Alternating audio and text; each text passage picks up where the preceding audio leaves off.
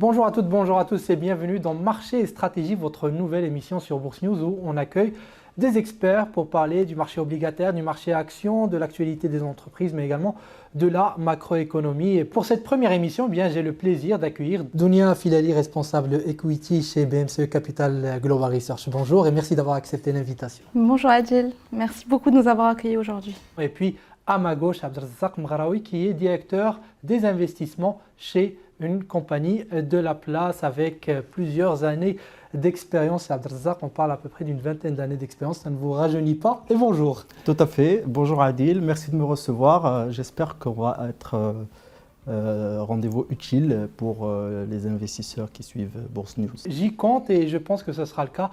D'ailleurs, rappelons-le juste avant de démarrer, c'est Abdelrazak, vous allez m'accompagner le plus souvent possible dans ces émissions pour qu'on ait des débats avec nos différents invités, nos différents experts. Alors, de quoi on va parler aujourd'hui? On va parler un peu de la dynamique sur le marché action. On va également parler des perspectives sur le marché des taux et puis des secteurs et entreprises qui recèlent du potentiel en bourse en cette année 2024, ainsi que les différents risques qui peuvent venir entraver la belle dynamique qu'on a vue sur le marché depuis le début de cette année 2024. Alors Denis, je vais démarrer par vous, ce petit débat aujourd'hui.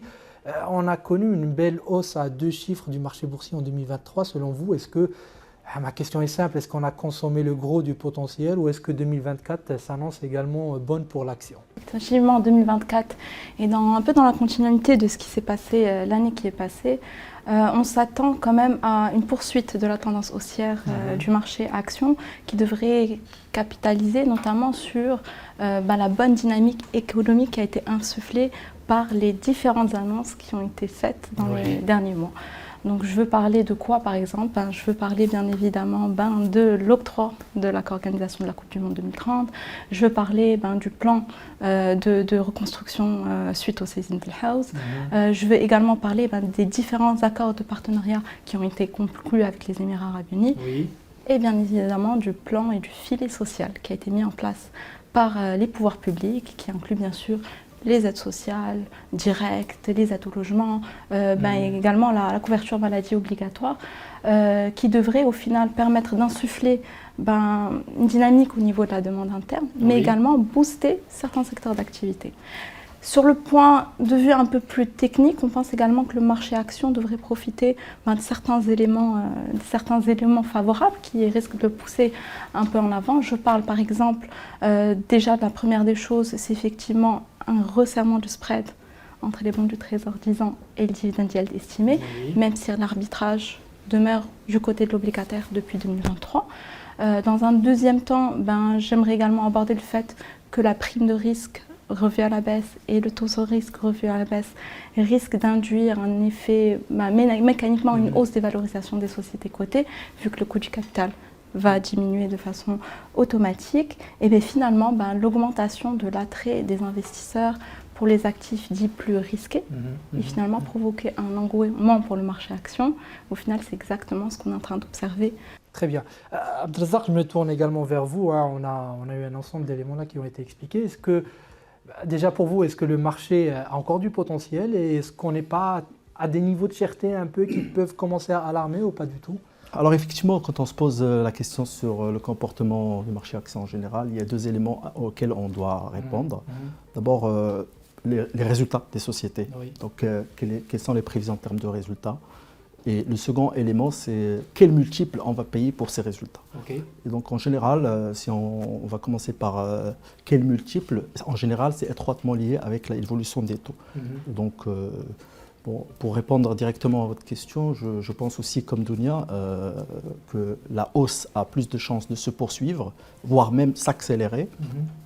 Mais pour ne pas répéter les mêmes éléments qu'elle a cités concernant la reconstruction. Sur lesquels vous êtes d'accord? Oui, sur lesquels je suis tout à fait d'accord. C'est la reconstruction, la Coupe du Monde, etc. Moi, je vais zoomer en particulier sur la hausse des taux parce que si vous vous souvenez très bien, en 2022 et début 2023, c'était ça l'élément central qui a déclenché en fait la baisse du marché action et aussi des OPCVM obligés et sur le marché de taux également. Donc là, depuis le pic qu'on a vécu en début 2023, on remarque qu'il y a un renversement de tendance assez intéressant, assez prononcé sur la partie taux. Et donc là, on est en train et l'élément central qui justifie ça, et on va peut-être l'approfondir par la suite, c'est l'inflation. Parce que aussi il y a eu un pic d'inflation. Oui, alors tout à fait, on en parlera. Alors vous parlez de cet aspect-là multiple, mais il y a également les résultats des entreprises. Oui, tout à fait. Vous pensez qu'ils seront à la hauteur? Oui, je suis convaincu qu'ils seront à la hauteur, surtout un secteur en particulier, qui est le secteur bancaire. Le secteur bancaire, il a profité un peu de la hausse des taux, vu que voilà. En fait, il a résisté à la baisse des taux et profite de la hausse des taux finalement. Oui, tout à fait. Et donc l'impact de la hausse des taux, bien que ça touche l'activité des marchés d'une manière négative, mais ça touche l'activité principale des banques, c'est-à-dire la distribution de crédit, d'une manière positive. Donc le secteur bancaire va. Les résultats, on a vu dans les résultats jusqu'à 9 mois des banques qui étaient très très solides. Par exemple, la Tijari a affiché une évolution de 30% de son RLPG. La BCP a affiché encore une évolution encore plus prononcée. Je pense que c'était de l'ordre de 60%. Et on a vu l'ensemble des banques qui ont pu améliorer un peu leur PNB. Donc, partant de là, c'est un secteur qui pèse énormément dans le MASI. C'est aux alentours de 1/3 du MASI. Et donc, il traite aujourd'hui déjà à des niveaux très attractifs que moi, personnellement, j'ai rarement vu. Ça traite à des niveaux de 13 à 14 de PE de 2023. Et il y a de la croissance encore à se faire dans le secteur en 2024. Donc, partant de là, rien que l'effet, un retour à une valorisation normale que moi j'estime aux alentours de 17 fois le bénéfice, rien que ça va ajouter... on va dire 20% de croissance sur le secteur bancaire, sur la base de ce scénario. Et donc ça va se traduire, selon des calculs que j'ai faits, par une hausse supplémentaire de 7,5% sur le MASI. Donc il y a à peu près 1000 points à se faire. Rien que grâce au secteur bancaire. Vous êtes positif aussi sur le secteur bancaire? Alors, de façon générale, je voulais juste temporiser par rapport à ce que j'ai dit un peu plus tôt. C'est qu'effectivement, on pense qu'il va y avoir reprise au niveau du MASI, mais on pense que la reprise ne sera pas aussi importante que ce qu'on a observé en 2023. On pense qu'il y a une partie du potentiel qui a été déjà consommée, qui a encore du potentiel à partir chercher. Et pour un peu illustrer ce que je veux dire, je vais revenir à ce qu'on vient de mentionner, c'est le niveau de valorisation.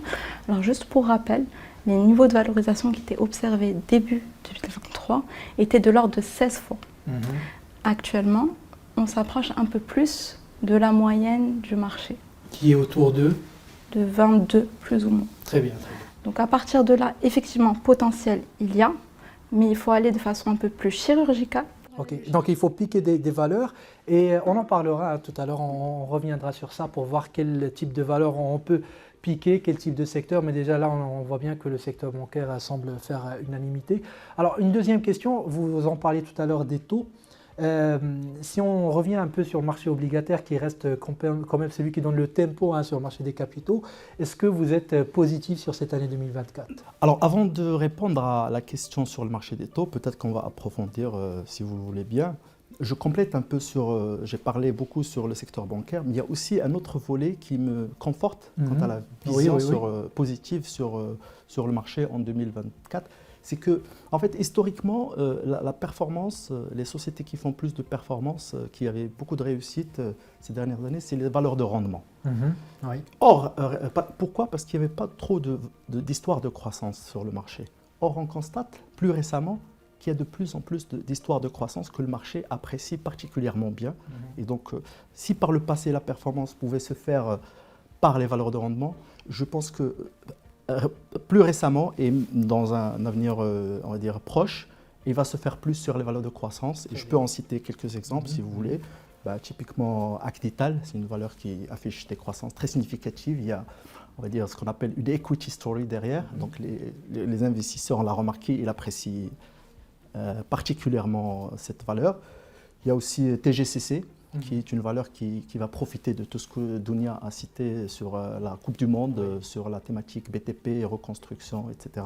Le secteur bancaire en particulier, j'ai un avis aussi positif sur un secteur qui est lui dans une configuration un peu différente, qui a subi beaucoup pendant une décennie, plus qu'une décennie, c'est le secteur immobilier qui, on va dire, sous-valorisé pendant un certain moment, et que pour la première fois, peut-être, il y a, on va dire, il voit le bout du tunnel, et grâce au plan d'aide qui a été initié par le gouvernement, qui a été plus qu'appuyé par Sa Majesté le Roi dans un signal très fort. Vous pensez que c'est un game changer, que ça va faire évoluer vraiment la profitabilité du secteur? Oui, bien sûr, parce que vu les aides, vu en fait, le changement radical dans la manière d'octroyer les aides, on est parti d'une aide aux promoteurs immobiliers à une aide plutôt pour la demande. Et je pense que c'est une aide indirecte aux promoteurs immobiliers parce que ça va dynamiser tout le secteur, ça peut avoir des impacts sur la valeur du foncier, etc. Et les valeurs immobilières, comme on le connaît, c'est à la fois des promoteurs immobiliers, mais aussi des détenteurs de fonciers. Peut-être, certainement, ils vont en profiter. En tout cas, les regards sont tournés vers ce secteur parce que ça commence, le programme des aides, ça commence à partir de janvier. Et on a vu que d'après les articles, les premiers articles et les premières réactions, ça rencontre une réussite. Et donc ça, c'est prometteur pour le secteur immobilier. Très bien. Dounia, sur cet aspect-là des aides, est-ce que vous pensez que ça va vraiment apporter quelque chose au secteur? J'aimerais temporiser dans le sens où je dirais qu'on attend de voir comment, là en fait, quelque part, la réception du marché, que ce soit des investisseurs, des acheteurs, également des promoteurs. Donc j'attends de voir un peu. Vous parlez des investisseurs en immobilier. Exactement, on parle bien des investisseurs en immobilier, personnes qui veulent acheter. J'attends de voir la réaction réelle au niveau du marché de ces aides.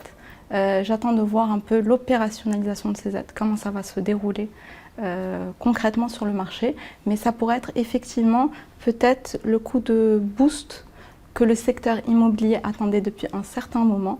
Et ça permettrait éventuellement peut-être de relancer ce fameux cycle immobilier haussier qu'on attend depuis déjà 2-3 ans. Parce que la baisse est un peu, on va dire, étendue sur les 10 ans. Normalement, on parle de cycle de 10 ans. Là, ça fait un peu plus de 10 ans que le cycle immobilier est baissier.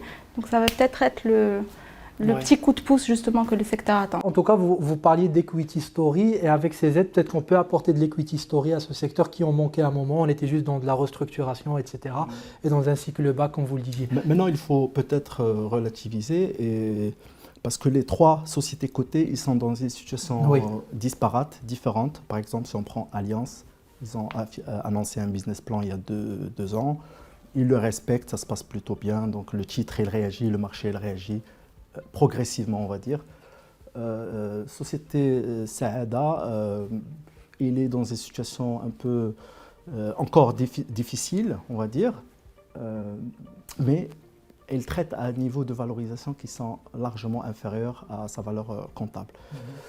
Pour la valeur de Doha, je pense qu'il a surpris positivement, mais à un certain moment au niveau du T3, les réalisations n'étaient pas aussi bonnes que attendues, donc ce qui peut justifier un peu d'attentisme sur cette valeur dans le secteur immobilier.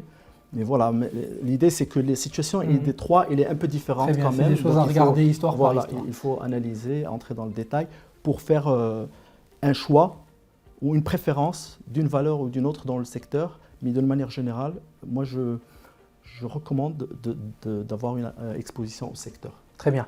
Alors, vous avez un peu anticipé sur notre débat, mais ça nous permettra aussi de gagner du temps dessus tout à l'heure. Alors, parlons un peu du marché obligataire, marché des taux. Est-ce que vous êtes positif sur cette année 2024 ? Oui, positif dans le sens où les taux devraient baisser. Devraient continuer à baisser. Ils ont déjà beaucoup baissé. Peut-être qu'ils ont consommé une grande partie de la baisse, surtout sur la partie courte de la courbe, parce que là, les taux très courts, ils sont proches du taux directeur. Donc même, il y a moins de dans marge. certains cas, inférieur au taux directeur, donc il y a moins de marge un peu. La seule explication, ça serait peut-être que les marchés anticipent une éventuelle baisse du taux directeur, une revue de la politique monétaire de la part de la Banque centrale. Ça, on peut approfondir. Très bien. Alors justement, c'est ma question. Je vais vous faire réagir tous les deux très vite. Est-ce que vous pensez qu'on peut avoir un pivot de politique monétaire en 2024 ? Très rapidement, oui ou non ? Alors, c'est une question à laquelle on peut pas répondre rapidement. Je pense que pour bien comprendre, il faut voir que c'est une situation plutôt internationale. Donc, si on regarde d'abord la situation internationale, il y avait un souci d'inflation on a l'impression que c'est en train de se résoudre. Mais en tout cas, ce qui est pricé au niveau du marché international, au marché américain, c'est que la question n'est pas est-ce que la Fed va baisser ou pas, quand mais la question est juste quand et combien de fois. Les marchés, ils price jusqu'à 6 fois de baisse, 6 fois 25 points de base. En 2024. En 2024 pour la Fed. Les avis les plus raisonnables, on va dire, ils disent qu'il peut y avoir 3 baisses à partir de juin. Donc au niveau international, il y aura baisse. Et vous savez, au niveau Maroc, généralement, on ne tarde pas à suivre après quelques mois. Et donc, du coup, aussi, ce n'est pas exclu. Je dirais même, c'est très probable. Pourquoi? Parce que l'élément central dont je vous ai parlé, c'est l'inflation. Oui. Et l'inflation, après le pic de février, il n'a fait que baisser. D'ailleurs, si on compare l'indice de l'inflation en décembre par rapport à avril, Oui. il est en baisse. Adil, est-ce que vous vous rendez compte? C'est en baisse, ce n'est pas une inflation supplémentaire, mais c'est une baisse de l'inflation. Et le On mois n'est de pas décembre, dans une désinflation, mais une déflation de avril à décembre, si on prend la définition. Oui, en fait, une inflation négative, on va dire un taux d'évolution négative pour ne pas trop se perdre dans les définitions. Et si on regarde le mois de décembre en particulier qui vient d'être publié, encore une fois, c'était en baisse par rapport à novembre. Donc la baisse continue. Et la vérité, quand on regarde, et j'ai devant les yeux le tableau du HCP, quand on regarde, il n'y a même pas l'odeur de l'inflation. Donc il y a plusieurs catégories qui baissent et l'indice dans sa globalité est baissier. Et si on fait des projections encore sur les mois à venir, des projections qui ne sont pas très agressives, des projections qui sont raisonnables avec une hausse des prix cette fois, on va, vu les effets de base, on va arriver à des taux d'inflation de l'ordre de 1,6% déjà en février, voire même 0,5% en avril. Par la suite, ça va remonter légèrement. Donc, si je me mets dans la position, on a un chiffre pareil en avril, et je pense que, on va dire, la Banque centrale, je suis convaincu que la Banque centrale va avoir le feu vert d'un point de vue inflation. Très bien. Après, est-ce qu'ils vont prendre la décision ou pas? Oui, ça reste un sujet. Oui. Alors, Zoni, est-ce que vous êtes aussi positif que Abdelazar sur le pivot? Pour lui, c'est une question de temps, très probable en 2024. Il n'a pas dit que ça va se faire. Donc, quand vous reprenez pas au moment, vous avez dit que c'est très probable. Pourquoi pas? Est-ce que vous êtes d'accord ou est-ce que c'est encore tôt? Comment vous voyez les choses? Alors, notre avis va peut-être un peu diverger sur ce point. Alors, selon notre lecture de la situation, il ne devrait a priori pas avoir de baisse des taux pour nous avant le T4 2024, voire 2025. Effectivement, on est d'accord sur un point. Il faut expliquer aux gens qui nous écoutent, ceux qui ne le savent pas, que quand vous parlez de T4, vous parlez du 20 décembre 2024. Donc, autant dire pas en 2024. Pas au niveau du T4 en tout cas. Donc, du coup, effectivement, il y a des signes qui prônent, on va dire, un assouplissement de la politique monétaire. On l'a dit. Ralentissement de l'inflation, on l'a dit, une consolidation à la baisse des taux qui intègre un peu la baisse prévue à venir. Tout ça, c'est des points sur lesquels on est d'accord. Mais il y a quand même des éléments qui, selon nous, devraient temporiser la décision de la Banque centrale et peut-être repousser un peu cette baisse des taux. Première des choses, effectivement, l'inflation, on est d'accord, on est sur un ralentissement, un apaisement des prix de façon générale. Après, on attend de voir ne serait-ce que la décompensation du gaz butane qui intervient au T2 2024 et quelque part sa transmission à l'économie. Comment l'économie va accueillir au final cette baisse du gaz butane. Deuxième des choses, c'est au niveau international. On est complètement d'accord avec vous. Effectivement, on a parlé très longuement de ce cycle de baisse qui devrait reprendre. Après, le risque de réinflation est toujours présent. Si on voit aux États-Unis et en Europe, au niveau du mois de décembre, l'inflation a repris une inflexion haussière. C'est-à-dire que c'est reparti à la hausse. De quelques points. Excuse-moi, Dunia, si je peux t'interrompre sur ce point, mais je pense que c'est plus dû à des effets de base que à... Mais il y a le fret, par exemple, aussi, qui a repris. Pas d'impact encore? Je ne pense pas. Je relativise cet élément. C'est vrai, il y a une hausse importante sur la mer Rouge en particulier, mais c'est complètement différent du contexte de 2022 où il y avait déjà une hausse de l'ensemble des prix, une hausse généralisée des prix. Et si on zoome en particulier sur le fret, il y avait une hausse généralisée au niveau de toutes les routes. Aujourd'hui, c'est très spécifique. très Mais quoi spécifique. qu'il en soit, Voilà. on a une inflexion haussière. Et alors que si on voit au niveau des marchés financiers internationaux, on parlait clairement de l'imminence du cycle de baisse des taux. Si on voit le discours des responsables de la BCE et de la Fed de ces derniers jours, ils sont en train de temporiser. C'est-à-dire qu'eux-mêmes pensent peut-être retarder cette baisse des taux.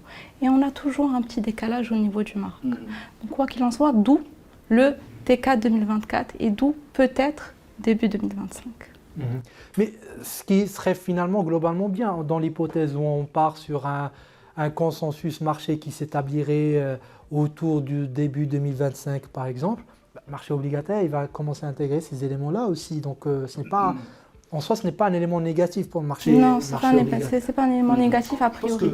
Effectivement, je pense que comme vous l'avez dit, une partie est déjà peut-être intégrée. Maintenant, ce qui n'est pas encore intégré, c'est la confirmation du pivot, comme vous l'appelez, le pivot monétaire de la Banque centrale marocaine. Ça, ce n'est pas encore confirmé, c'est sujet à débat, à discussion. Moi, personnellement, comme j'ai dit, je pense que d'un point de vue inflation, la Banque centrale, il va avoir le feu vert. Mais il y a deux éléments aussi qui me reviennent, qui sont très importants quand cette discussion. Il ne faut pas oublier la croissance. Il ne faut pas oublier l'élément sécheresse. Il ne faut pas oublier qu'on est dans une économie avec un taux de chômage à 13%. Donc, le Maroc n'a pas vraiment besoin d'une politique monétaire restrictive. On le comprend très bien. Ça a été le cas l'année dernière ou l'année d'avant parce qu'il y avait un problème inflationniste, il fallait réagir. Mais là, on a l'impression que si on se projette, en tout cas quelques mois de l'avant, on a l'impression que finalement cette inflation était transitoire. Donc automatiquement, pour moi, il y aura le feu vert pour la Banque centrale pour le faire. Est-ce qu'elle va le faire ou pas? Ça, c'est une autre question et je pense que le seul qui peut répondre, c'est le Wali de Banque Maghreb. Très bien, et ça sera un élément peut-être à surveiller. Et ça m'amène à ma prochaine question, Dounia Filali.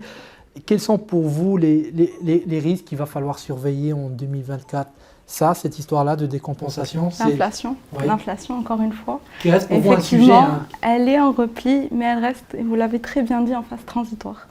C'est-à-dire que l'inflation n'a pas encore atteint un état stable. Des 1,5 à 2%, on est en phase transitoire. Et compte tenu de l'impact mais élémentaire de l'inflation sur l'économie marocaine, ça reste un point à surveiller tout au long de cette année 2024. Autre point, et vous l'avez également mentionné, c'est la campagne agricole. Effectivement, la campagne agricole, vu les conditions pluviométriques qui sont loin d'être favorables, c'est vraiment un point à surveiller et par conséquent la croissance. Il faut savoir que l'ensemble des projections de croissance, en tout cas pour la loi de finances 2024, mais également pour la Banque centrale, se base sur un scénario central de campagne agricole de 70 à 75 millions de quintaux, c'est-à-dire un niveau normatif. Donc pour rappel, cette année, on a eu 55 millions de quintaux. Donc à moins effectivement d'un revirement drastique de la situation dans les 3 prochains mois, et c'est ce qu'on espère, très probablement, on va avoir une révision à la baisse des prévisions de croissance. Je vais temporiser un peu. On va dire plutôt qu'il y a un risque de revue à la baisse des prévisions de croissance qui pourrait aller aux alentours de moins 0,7, moins 1 point selon les scénarios. Et encore une fois, c'est dans le cas où il n'y a pas de revirement de situation et que les conditions pluviométriques restent ce qu'elles sont actuellement. Ok, inflation, campagne agricole, d'autres points sur lesquels... Juste sur le point de la campagne agricole, je suis tout à fait d'accord avec Dounia que c'est un point de vigilance à suivre. C'est même la situation un peu de remplissage des barrages, la sécheresse au niveau international devient un peu structurelle. C'est un challenge structurel pour tout le pays, on va dire. Mais quand on parle du marché action, je ne pense pas qu'il y a un impact très fort. Par exemple, comparé à la baisse des taux. Généralement, je pense que l'élément baisse des taux, il a plus de poids que la... Si on regarde les sociétés cotées, on va dire, on prend Cosumar par exemple, qui est une société qui est exposée à la campagne agricole. Cosumar, s'il n'y a pas de production locale, il a quand même... Le lien est direct avec... Le lien est direct sur la partie locale, mais en fait, elle peut compenser par de l'importation et du raffinage. Bien sûr, peut-être qu'elle a plus de valeur ajoutée sur la partie locale, mais l'impact net je pense qu'il reste pas très important. Très bien. Rapidement, vous, Dounia, qu'est-ce que vous en pensez? Est-ce qu'on ne peut pas penser quand même qu'il y a un impact un peu diffus de la campagne agricole? Pour moi, il y a un point indirect. Quand on parlait de zone de risque, je parlais d'une zone de risque macroéconomique, mais au final, il y a un impact indirect, au final, parce que si il y a une mauvaise campagne agricole, je vais donner juste un exemple tout simple, les zones rurales, il va y avoir une baisse de la consommation, une baisse de la consommation interne, impact indirect sur l'ensemble des secteurs de l'économie de façon générale et sur les rouages économiques. Donc je suis partie peut-être de façon un peu plus macro, effectivement pas un impact direct sur les sociétés cotées, mais un impact sur l'économie. Oui. En tout cas, par le passé, on a déjà vu des années de forte sécheresse, mais avec une forte évolution positive du MASI. D'ailleurs, 2023, c'était aussi une année difficile d'un point de vue pluviométrique, mais ça n'a pas empêché pas de corrélation directe. Je pense qu'il n'y a pas une corrélation systématique. Donc, un point de vigilance d'un point de vue macro et économique, mais pas vraiment lié à la Il y a un autre point de vigilance, si tu permets, c'est Adil, et là, celui-là, il est un peu imprévisible. C'est tout ce qui est risque géopolitique, on va dire. Le risque de déclenchement ou d'aggravation des guerres qui sont déjà... Mais là aussi, il faut nuancer. Par exemple, les événements de la mer Rouge n'ont pas eu beaucoup d'impact sur le marché in fine. Pourquoi? Parce que le point de transmission, on va dire, de l'impact de ce qui se passe au niveau international à la bourse marocaine, en général, c'est lié à la matière première, aux matières premières. Et donc, on n'a pas vu la flambée des matières premières, pétrole, blé, phosphate, etc., qui peut faire peur aux investisseurs, qui peut avoir un impact sur la balance des paiements, sur les finances publiques. Donc il ne faut pas systématiquement réagir. Il faut surtout rester focalisé, à mon avis, sur l'impact des différents conflits sur l'élément matière première. Très bien. Pour le moment, le pétrole est bas, donc a priori, tout va bien. Alors, on a presque fini, les amis, et merci encore une fois pour cet échange extrêmement riche. On va aller, tout à l'heure, vous le disiez si bien, Dounia Filali, il faut regarder et piquer les bonnes valeurs, les bons secteurs. Vous avez fait une très belle note en ce début d'année. Comme chaque année, vous présentez votre portefeuille recommandé.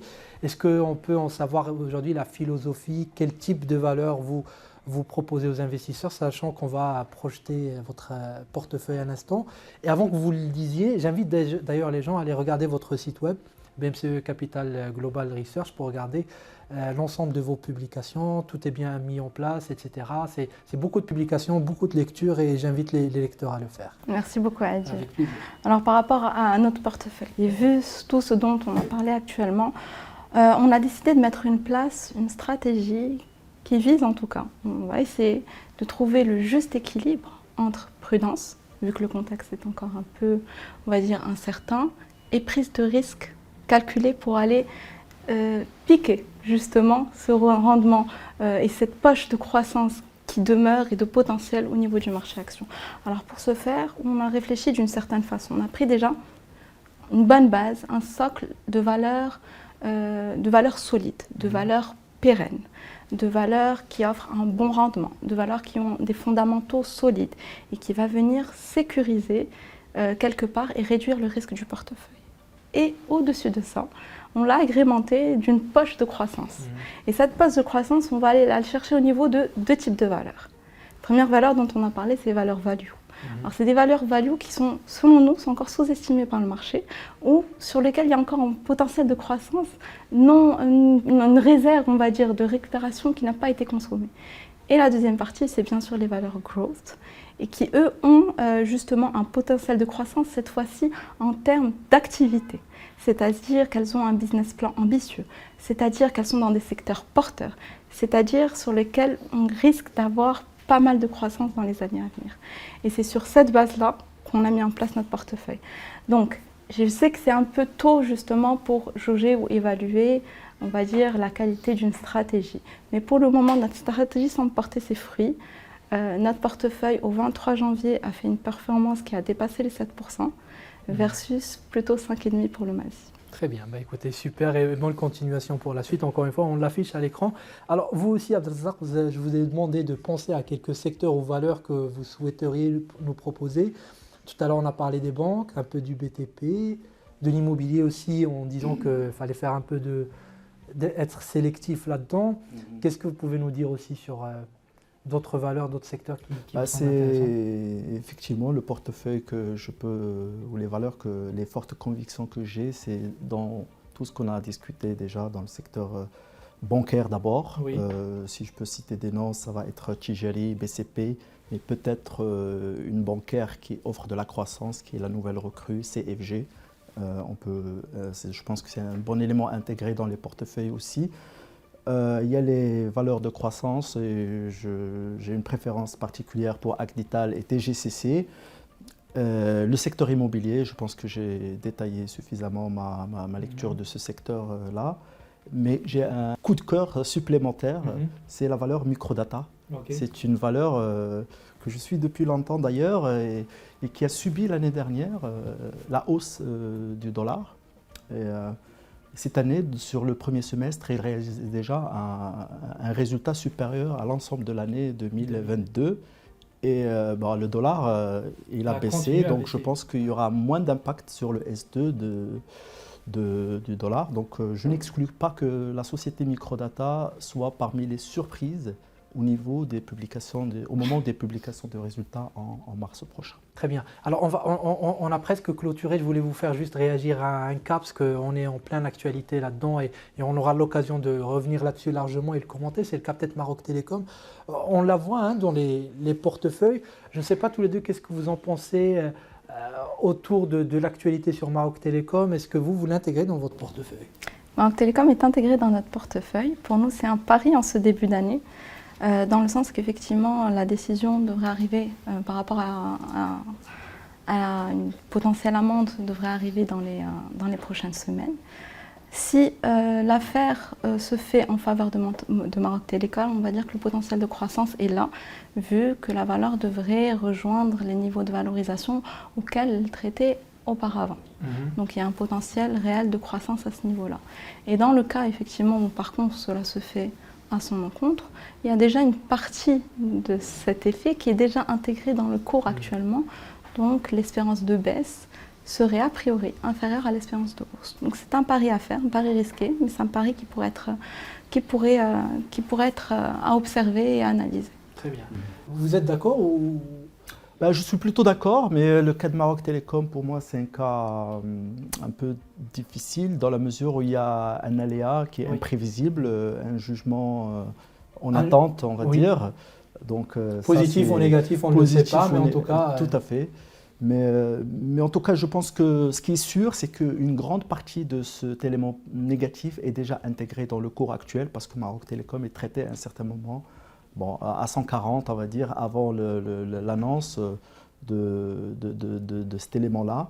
Et donc, il a baissé jusqu'à 80 et là, il est aux alentours de 150. Donc, 105, excusez-moi. Donc, je pense que c'est largement intégré, ne serait-ce qu'une partie. Donc, du coup, maintenant, la décision elle va être positive ou négative. Je ne pense pas que c'est intelligent d'aller vers cette échéance en étant sous-pondéré largement de Maroc Télécom. Je pense qu'il faut y aller soit légèrement sous-pondéré, soit neutre, et s'adapter à la décision. C'est ce que vous avez résumé en le mot pari, n'est-ce pas? Tout à fait. Exactement. Écoutez, merci beaucoup pour cet échange. Merci d'avoir accepté de répondre à mes questions et accepté ce débat pour cette toute première dans notre nouvelle émission. Dounia Filali, responsable equity chez BMCE Capital Global Research. Je vous remercie encore une fois. Merci à vous également, Abdelrazak Mghraoui, directeur des investissements dans une compagnie d'assurance de la place. Merci. Merci beaucoup, à bientôt.